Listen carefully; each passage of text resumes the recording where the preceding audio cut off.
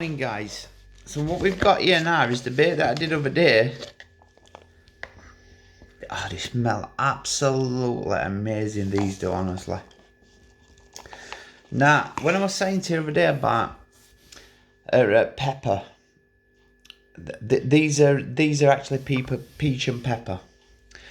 So when I was saying to you over there about when I add the black pepper onto them in glug form and the baits suck in that black pepper, if you were to taste one of these, they're really sweet, and then you get a pungent kick from the pepper. In fact, they make me sneeze. They just do.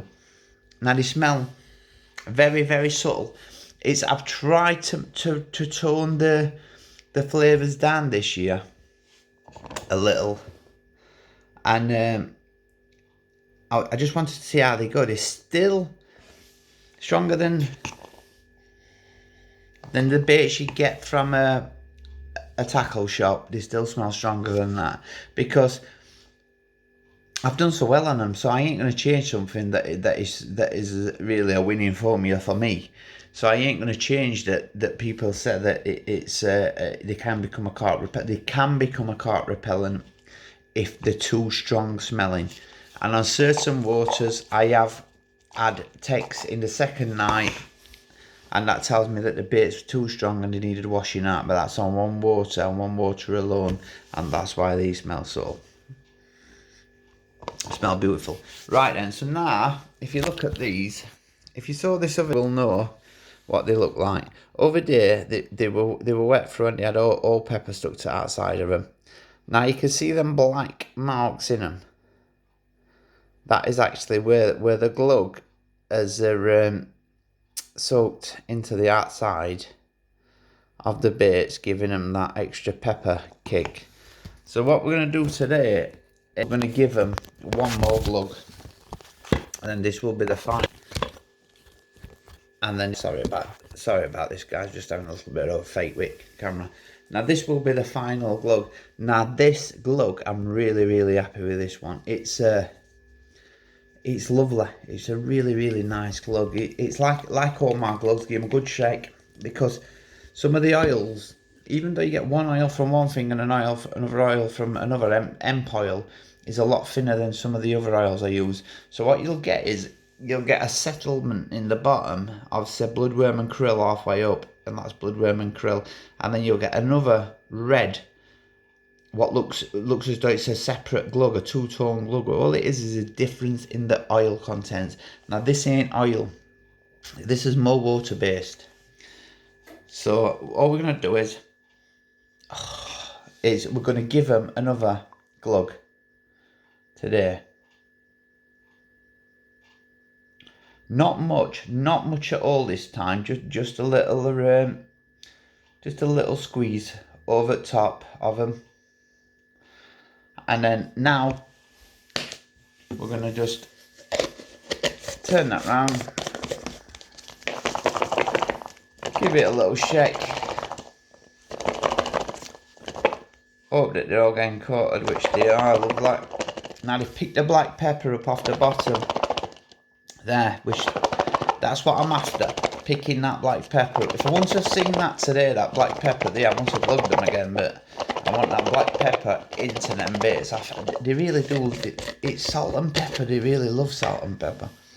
Never liked them as a kid. I always thought they were crap wrappers, to be honest. But when it comes to catching carp, they love it. So that's where we're at with these now. Is the peach and black pepper. I'm telling you honestly. Now this bit, I'm being a little bit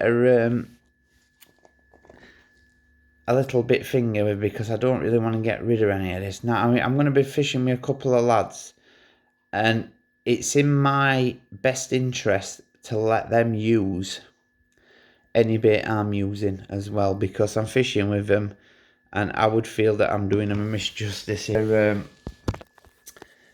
if I start catching on a certain bait, which I know I will do, and they're not having as many runs, then it's I couldn't sit there and let them just glug away. It's a lovely thick glug. It's a really nice glug, and they've had now Just give it one last, just to clear the lid really. Clear the lid, put it white, bang. It's airtight now, sealed. I really do like these bottles as well, they're really nice bottles. Now, that will do 2 kilo bait as well, so it'll do 2 kilo of the matching bait as well. And that I've actually tested that now, so this morning I've tested that. I've rolled some of the krill bait that I did yesterday. I've also rolled some in red. Because the other colour come out, it was like a dark burgundy, like a burgundy colour. And it like a brownie ready colour, but dark. And it's it was pretty much the colour of the freeze-dried krill that I got. But I didn't want it like that. I wanted it to be, I would much rather it be red. It's got bloodworm in there, a lot of bloodworm. So, as a visual aspect, is I would rather have it red and have little strands of it on the lake bed, red, giving the attraction off of bloodworm. It's gonna, I don't care what anyone says, carp aren't that clever. They ain't that clever overnight, they'd never get caught. They're gonna pick that red, the strands up, and think it's bloodworm. They're going to drop down onto it and they're going to start feeding on it, and it will not be long before the thing where they slip up is, I think they slip up in this way, is they're picking bits up and then they see a bowl that looks like a bowl of bloodworm. What would you do if you had a brain that big? Do you know what I mean? They're going to take it. So that's where we're at with them. Now will be left, oh, they smell a lot stronger now. They will be left now, like that. So let me see a few out to show you. They will be left like that now until they've dried out again. They've dried out, then that is when they will be put away, and they will more than likely be used this weekend, to be honest with you. It's it'll take 24 hours to dry out. You see the black pepper that's stuck to the outside of them? That will slowly dissolve, and it will dissolve into the bait, and I will get more and more black spots on the bait.